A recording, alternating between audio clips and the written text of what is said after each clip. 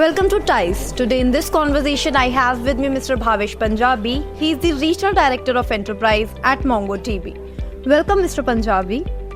Thanks Shrestha. Thank you for having me here. So to begin with the conversation, can you tell me what is MongoDB all about and what kind of services it offers? Right. So MongoDB actually comes in from the phrase humongous, right? And we've sort of abbreviated that phrase and we've taken Mongo out of there. And DB stands for database, right? So we are a database at scale. We're able to store and process large amounts of data that are required today by governments, by startups, by enterprises. So, since you talked about data, can you tell me what kind of clients or what kind of, companies can really use it? Right, so we're typically used by basically all kinds of organizations. There may be really small startups which are just starting off and they want to build their app or build a website or build a way to engage their customer base. Or it could be large organizations that look at modernizing how they use data today. Right? Data today is coming in different ways into the organization and into startups, and companies are looking at ways to store it properly, keep it flexible, and make more sense out of it. You mentioned that your platform and your solutions are very useful for startups as well. Can you name or maybe recall a few startups who might be using these services?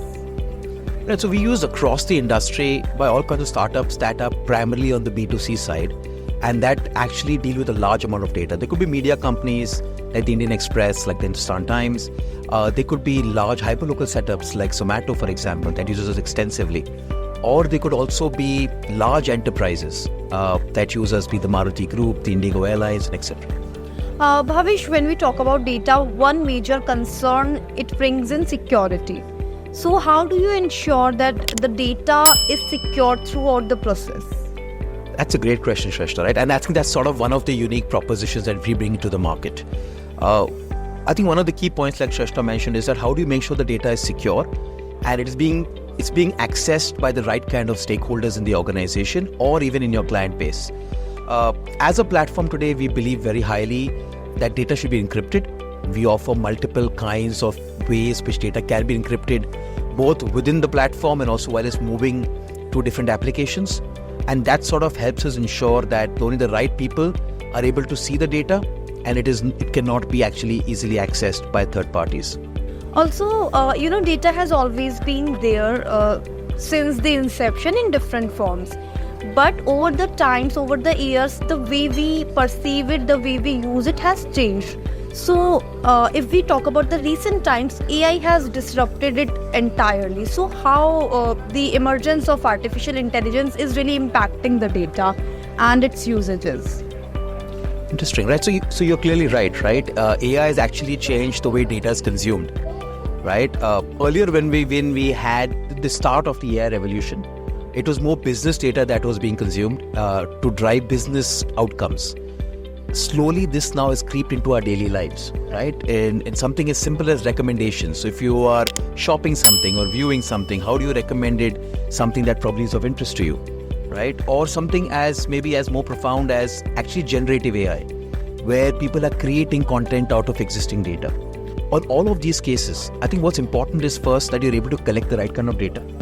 And then once you have that data, use it to build new models, to build new content.